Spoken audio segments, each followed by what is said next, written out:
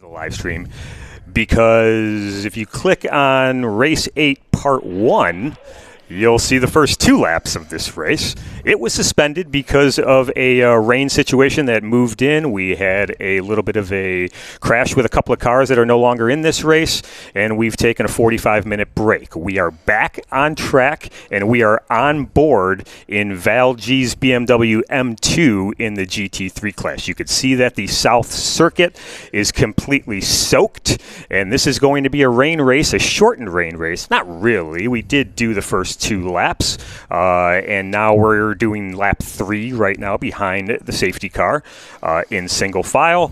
This lap counts, and it's going to be a 20-lap race. So we have 17 to go here as the sun starts to peek out on the South Circuit here at Autobahn Country Club. GT Race 8. Patrick?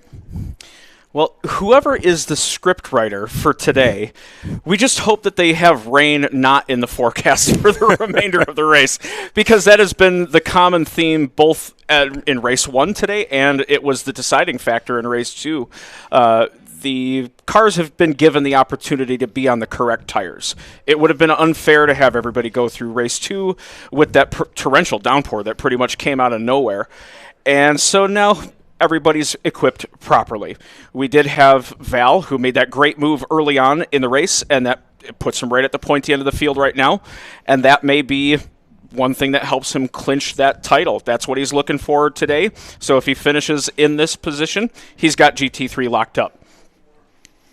Yeah, and it looks like he's not going to have too many people pushing on him, because in GT3 he's got Ranty in the second position, and I'm not sure if Ranty's going to take the flag here. Are we seeing him out there? It's tough to say. I don't think Ranty's going to take this flag. So really good shape for Val taking that GT3 championship here for 2024. But this is going to be a great race. Otherwise, right behind him, he's got 2 cars that have been battling all day in an excellent race in GT2. That's Chris Hunter and Ernie in those orange Caymans. We'll watch out for those guys. They were both on wet weather tires for Race 1 this morning. During those changing conditions, we saw them sprint away from the field, and nobody was able to catch them. This is on board right now with Charlie Margosian in his GT4 Cayman.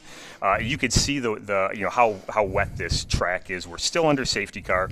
We're going to continue single file under safety car until race control feels like we're ready to go. Get these guys a couple of laps to get these tires warm and to get their minds sorted out. They're going to be operating these cars in really difficult conditions, because this hasn't been raining all day. It's on and off rain, and that is the worst type in terms of grip. Yeah, when you're dealing with changing conditions, it's always more difficult. When it's just a downpour and it stays a downpour, you know where the grip is and you know where the grip isn't. Most of the time, it isn't anywhere. The thing, though, is we were talking about Val. He's got GT3 locked up. Directly behind him, as we had mentioned, was Chris Hunter and Ernie. They're battling in GT2. Directly behind them, Bob Norian and Tony Kester battling in GT5. So we have pretty much cars and battles all over the place, and they're going to be fighting their own fight, so to speak. And so that's, we can assume that Val is going to pull away, and that's going to leave the 2 orange Porsches to fight for each other. Then we're going to see the 2 MX-5s fight for each other, and then it'll be interesting to see what happens for the remainder of the field. I think I actually just did see Tom Herb cross the screen, which is good to see him in the GT1 fight. He found some wet weather tires, and he's out there now. And, we'll see how he gets on. Herb's got that beautiful 992 Cup car, and he's trying to be a little bit careful with that thing today. There's really nothing in it for him. He has the GT1 races locked up. He doesn't really have any competitors here. So Herb at the back of the field is going to treat this as a testing session. And I'm going to be watching the Norian-Kester race really closely here as we get around turn 11 and 12, making our way toward 13, and they're definitely going to do another lap here.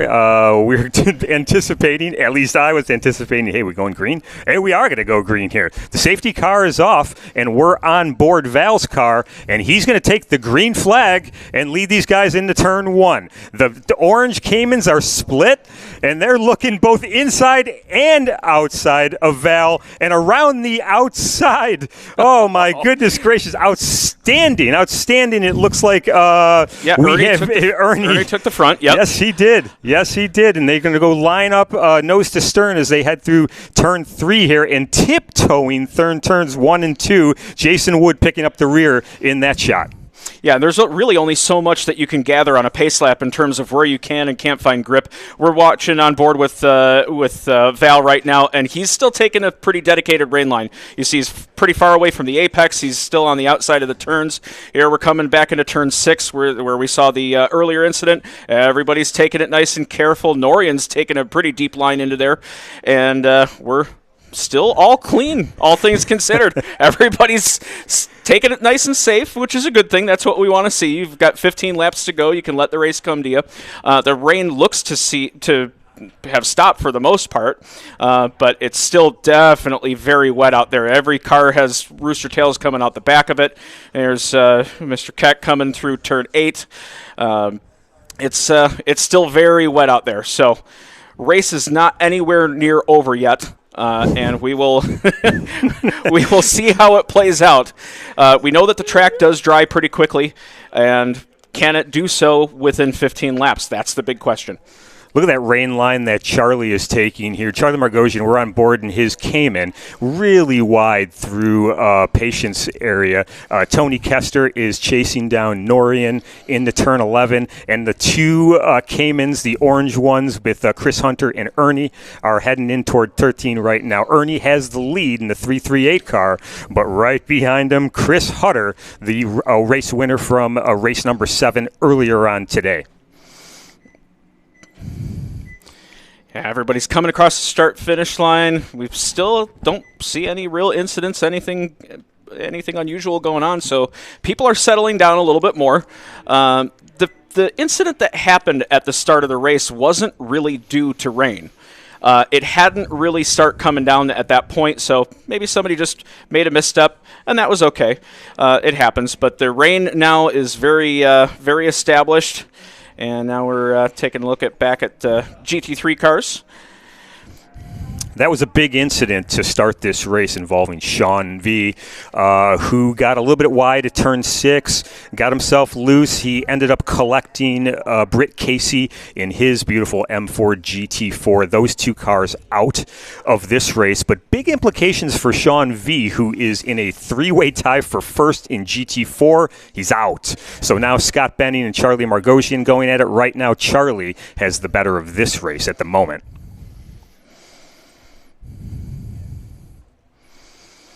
And as we watch things settle in, I'm looking back at GT5, and I saw Keck had caught up with Kester to quite a degree. So GT5 is still up and humming. We'll have to see where Norian was at on the timing and scoring.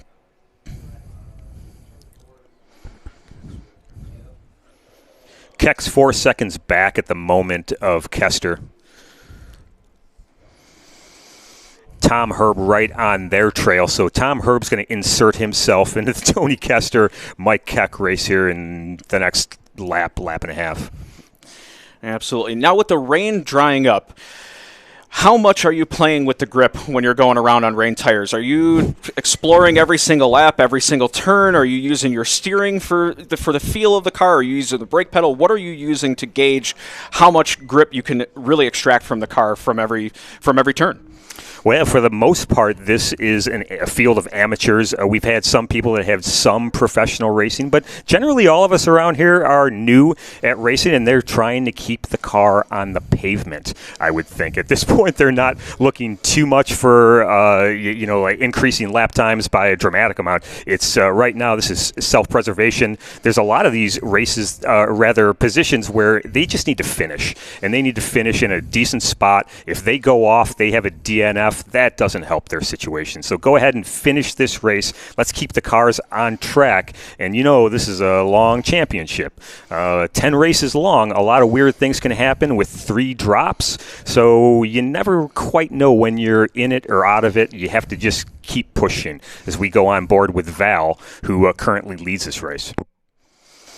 Well, I'll tell you who's currently in it right now is Bob Norian. He managed to get in front of Val, and he's currently behind Hutter and Ernie right now in the 2 Porsches. So he's managed to put Val in between himself and Kester and Keck for GT5. That gives him a little bit of breathing room. He could take alternate lines through the corners if he wants to, or he could just play it safe. Yeah, so Val leading GT3, but looks like P4 overall, and that is a great battle between Norian and Kester. Now with Val in the middle of that, that's going to be an interesting watch for sure. We're looking at turns 11 and 12, and it looked like Val got a little bit wide as he's chasing down Chris Hutter. Yeah, Hutter must have made some sort of mistake because now he's got Val breathing down his neck. Norian was able to get by him, and that puts Norian in P2 overall. And there goes Val by Hutter. So maybe Hutter's got some kind of issue going on with his car, or he's dropping back quite a bit. Yeah, he did. It didn't give any trouble to Val at all as he made that pass. He just let him go. So a little spin there in turn 1, heading turn 2 for Chris Hutter. So he has clearly been struggling with the balance of the car, at least for the last 3 or 4 turns. Not sure if anything happened other than that, but because it's certainly not getting wetter, right? It's drying up on a dry line is starting to form. Here at turn 4, you can see that they're still pretty wide. They're not anywhere near the drying line yet, but we're looking at cars coming down the main straight here that are still minor rooster tails and some spray coming out of the wheel wells. Yeah, and all things considered, that pretty much hands the race to Ernie because John Ranty is not in the race. He elected not to rerun in the rain. Casey Sr. is out from the first lap incident. And David Hurt is also not in the race anymore after that red flag stint. So Ernie's pretty much got GT2. Mm-hmm.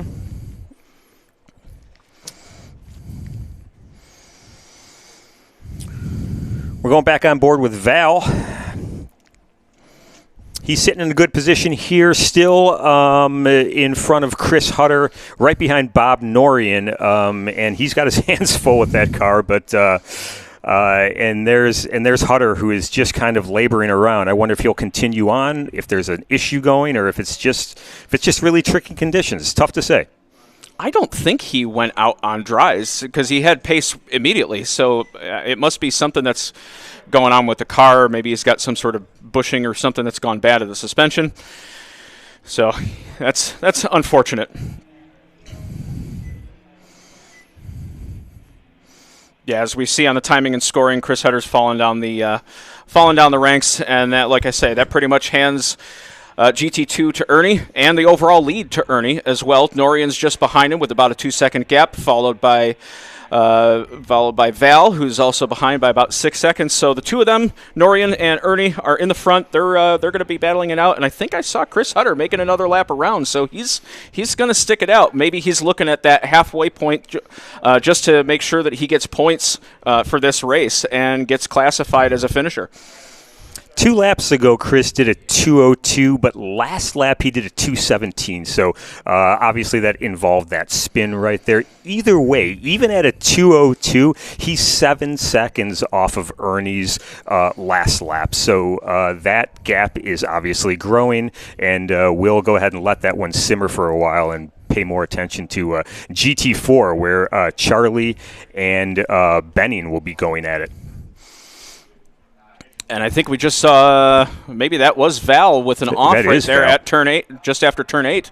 And now he's let Thomas Herb go by. And so wow. Even though the conditions are quote-unquote improving, it looks like a lot of the drivers are having a tough time. Maybe they're just pushing that little bit more than the grip will allow. Imagine having to chase a 992 Cup down the back stretch in the rain when you're driving a BMW M2. So Tom Herb leading his fellow competitor, but not fellow classmate, through turn 13 and heading out onto the front straight here at Autobahn South. And correct me if I'm wrong, I am occasionally. That makes Tom Herb probably the hard charger of this race because he decided to sideline the car in the rain on race 1, and he's sitting P3 overall right now. So he's gone all the way from the back of the pack directly right on up. So he started P13. He's sitting P3 right now, and I believe that's going to be the hard charger.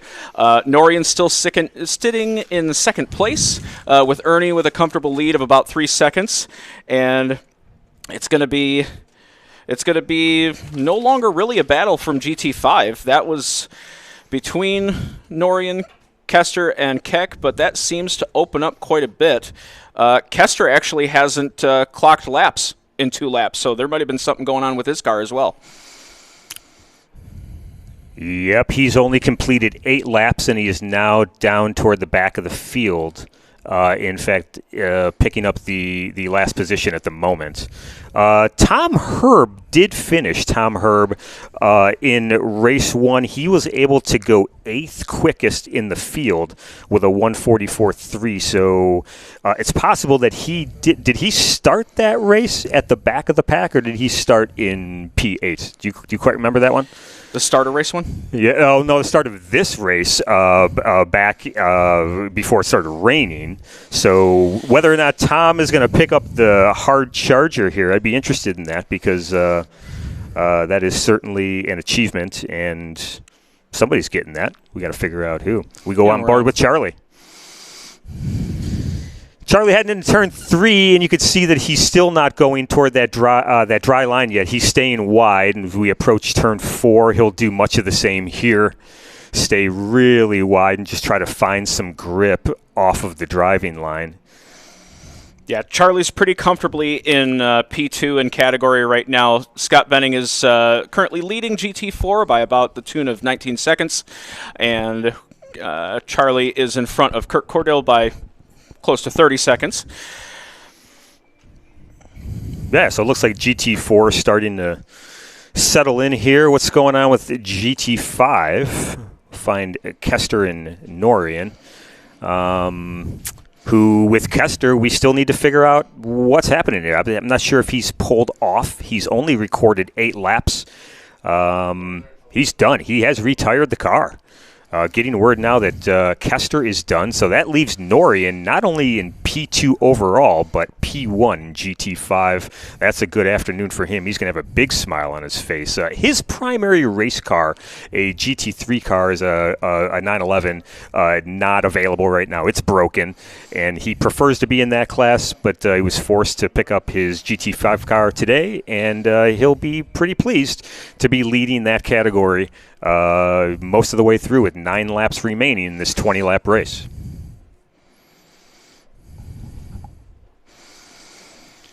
Absolutely, and he's sitting pretty comfortable in second place right now as we see he is in front of Thomas Herb, at least according to the last timing and scoring, and there we see them go through 11 and 12.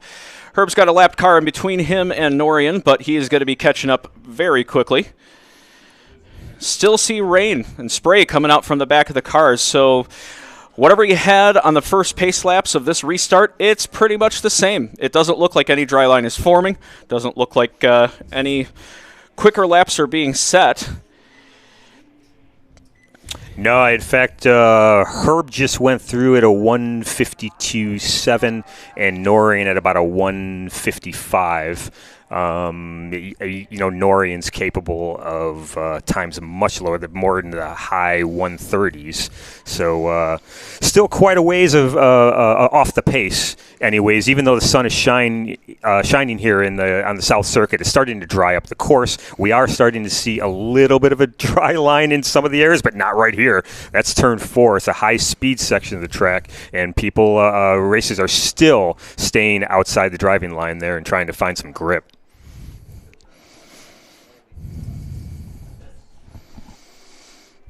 Yeah, and 8 laps remaining. We have already surpassed the halfway mark of this race, and it's still really anybody's race. Within the with the sunshine now out, Right. which who knows what's going to happen 3 minutes from now.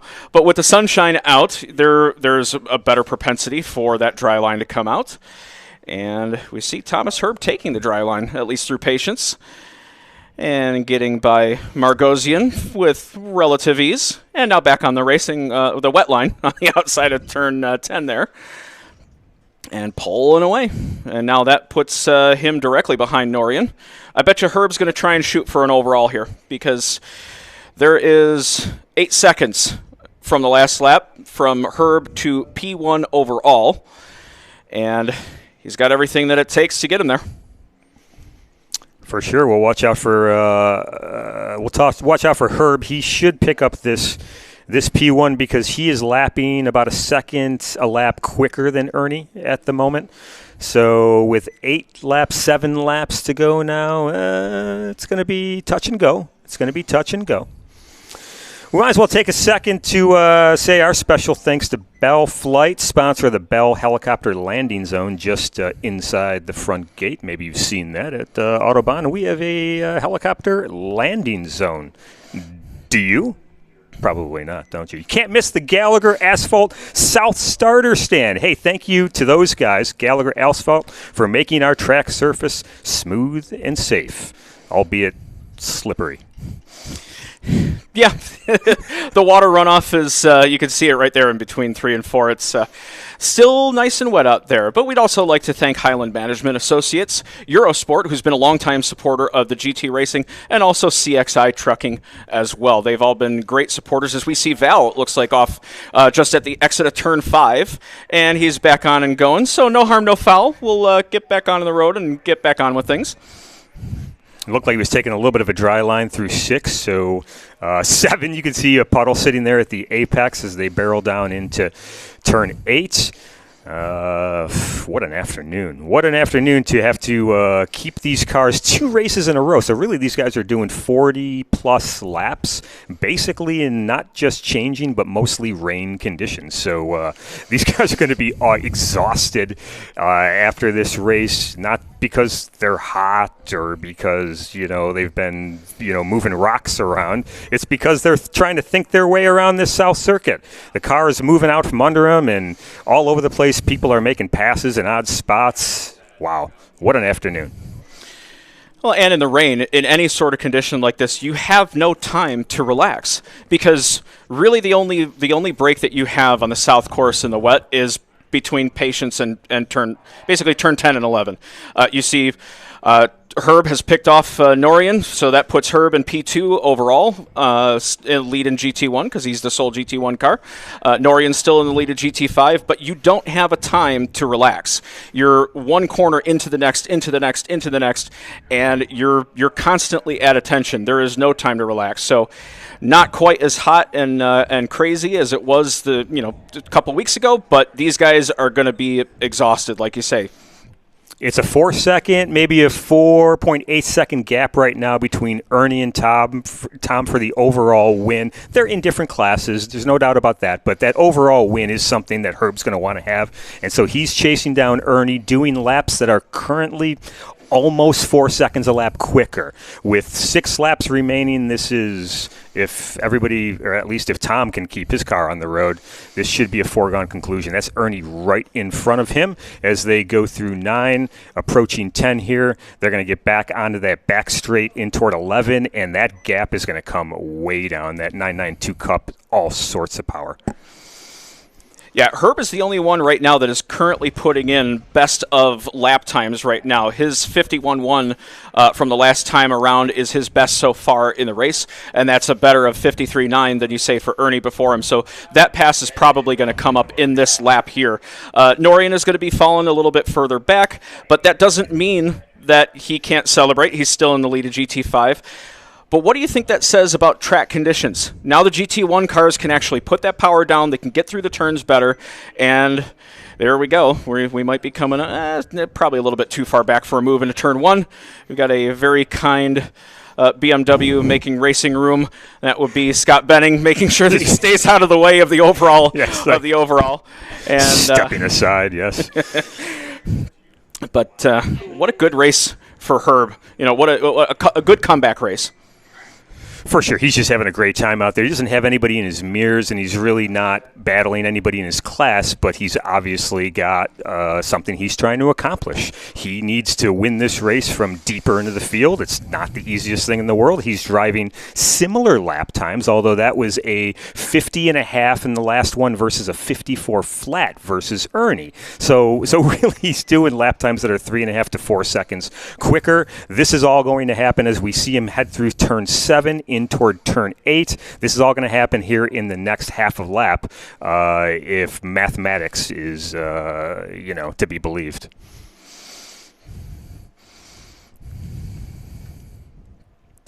And they're still very definitely using the wet line, just playing it safe. There's no reason to throw a race away when you've got 5 laps to go. And speaking of not throwing a race away, Hutter is still out there, and he's still just circulating around, getting laps in, and making sure that he gets a good finishing position. That second place in class will get him 90 points, so there's no reason not to. Maybe just drive the car a little bit slower. Don't push it too hard to where it spun around the last 2 times. And as we watch for the impending pass of what we assume is going to happen probably this lap. It's like when you watch Formula One and you see Red Bull behind Ferrari, you just know what's going to happen. So you just wait for the inevitable. Matter of when. It's just a matter of when. Although I'll tell you, Herb has picked up just a couple of car lengths, and that's it on that last. So as they pass over this time around, same lap times. In fact, Ernie did 0.3 faster. They're both sitting at 152.1, 152.4, respectively. So Herb was taking out 3.5 to 4 seconds of that lead. Now, as they head through turn 4 with 4 laps to go, they're running equal lap times in that last one. So this is definitely the most interesting battle on the track at the moment. As both these guys make their way through 5, approaching 6 here, it still looks like a little bit of an inside line there, and 6 looks like a closer to a normal a path through there as we go on board with Val in his M2.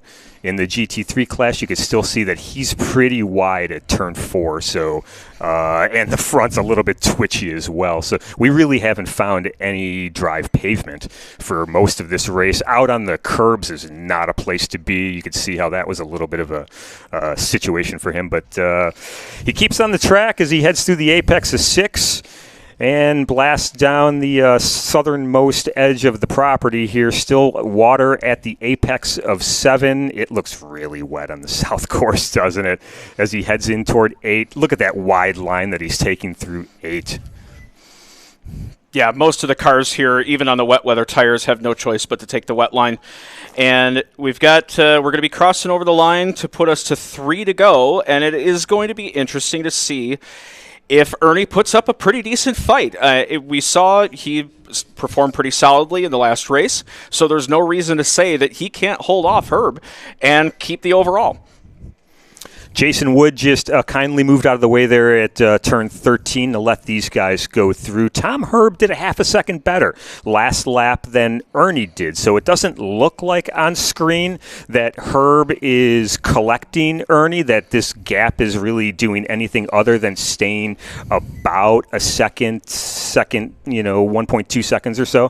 But with 3 laps remaining, I know Herb. He runs around in a national series. He's not going to let this go. It's not going to finish like this. He's going to be sending this Cup car, as pretty and as new as it might be. He's going to figure out a way to get this thing around that Cayman.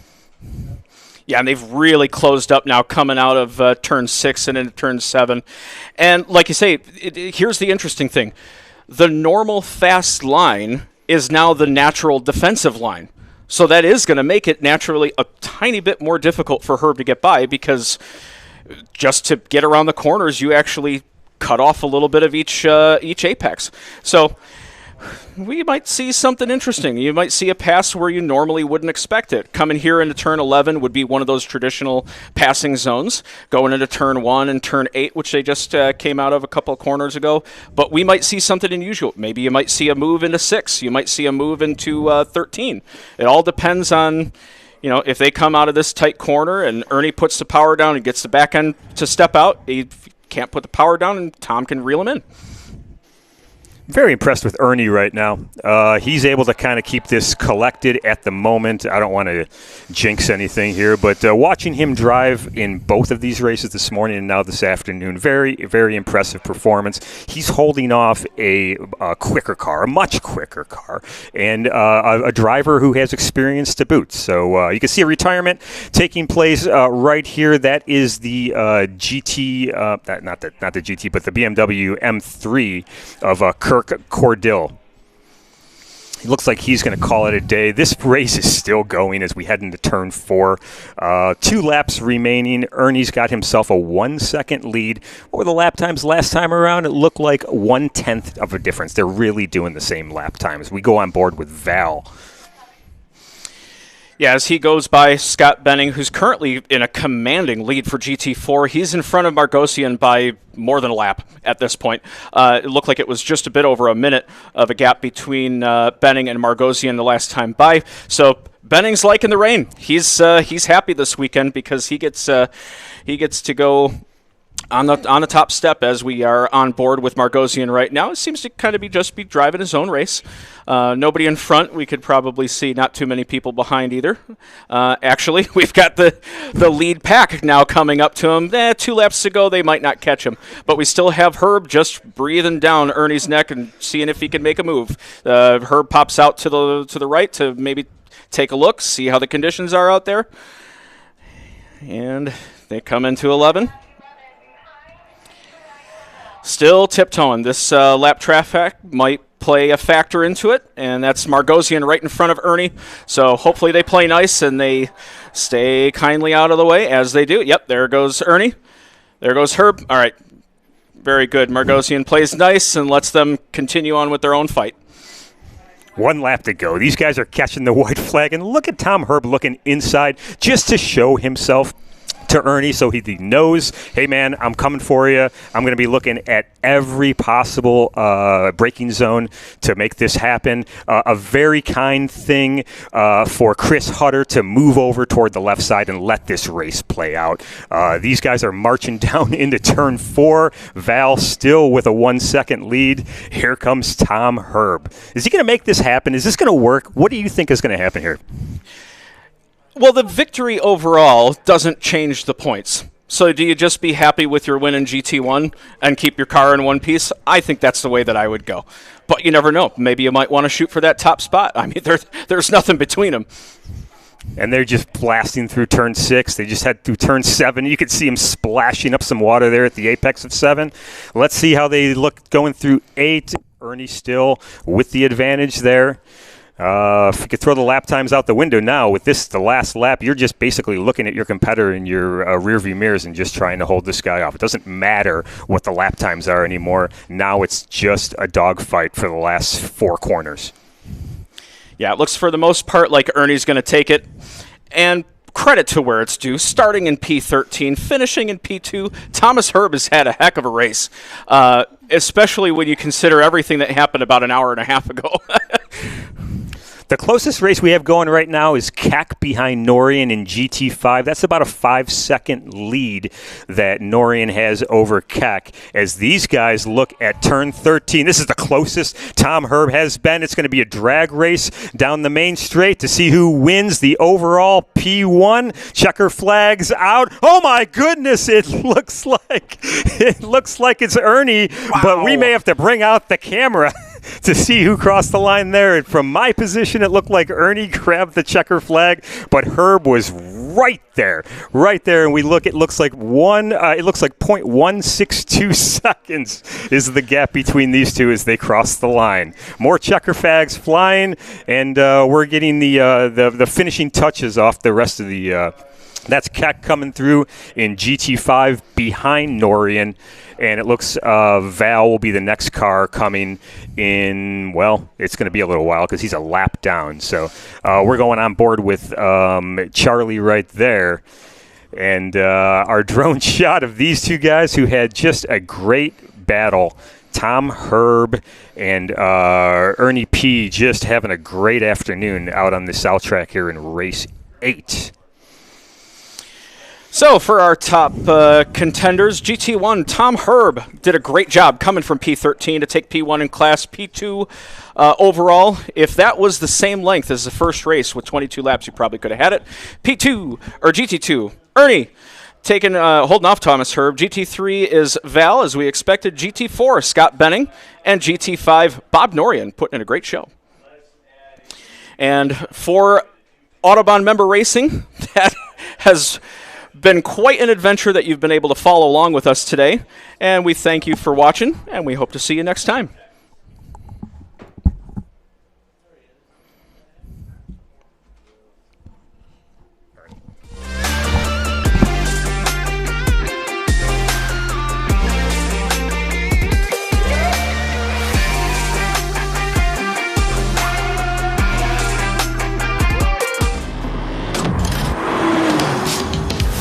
Lexus. Our motto is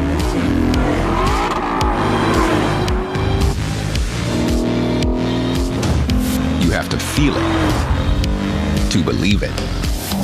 Experience the exhilaration of the Lexus Performance line.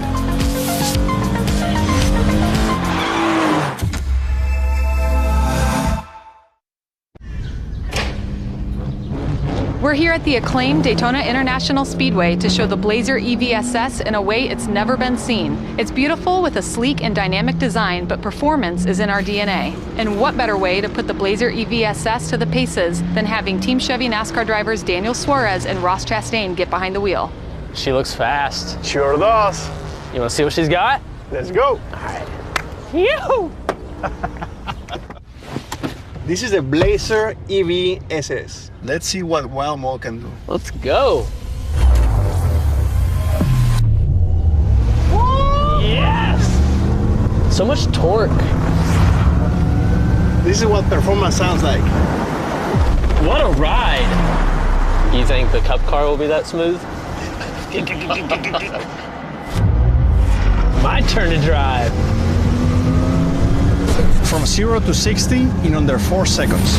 Experience the sound of performance. Yeah, I was definitely faster than Daniel.